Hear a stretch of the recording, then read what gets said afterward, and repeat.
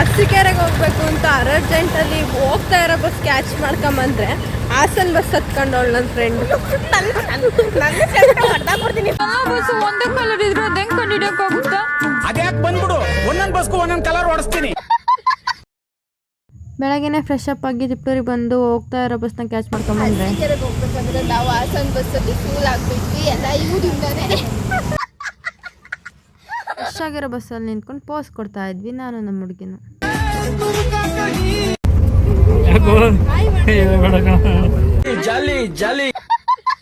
Finally ಅರಸೀಕೆರೆಗೆ ಬಂದ್ವಿ.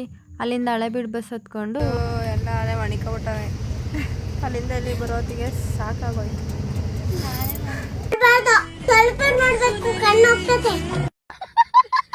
ಹಳೆಬೀಡಿಂದ auto ಹತ್ಕೊಂಡು ಪುಷ್ಪಗಿರಿಗೆ ಬಂದ್ವಿ.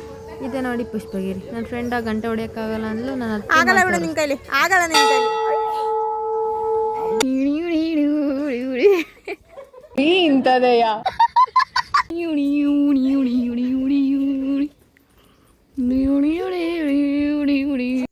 ನಾನು ಎಷ್ಟು ಸ್ಟ್ರಾಂಗ್ ಅಂತ ಅವಳು ನೆತ್ತಿವತ್ತು ಪ್ರೂವ್ ಮಾಡಿಬಿಟ್ಟೆ.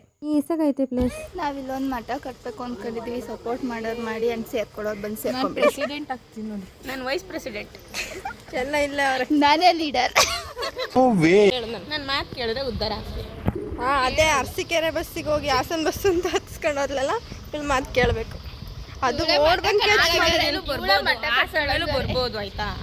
ಅವರು ನನ್ನ ಮೆಮೊರಿನ ಹಾಡಿ ಹೊಗಳುತ್ತಾ ಇದ್ರು. ಪಿಡ್ಚಕ್ ಅನ್ನು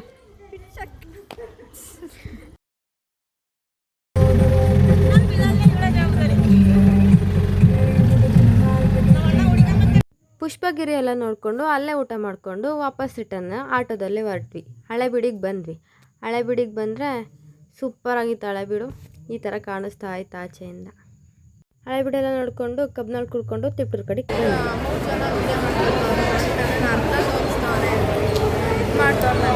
ಅದೇ ಅಂಡರ್ ಎಸ್ಟಿಮೇಟ್. ಅದೇ ಸಬ್ಸ್ಕ್ರೈಬ್ ಮಾಡ್ಕೊಳ್ಳಿ ಗೈಸ್.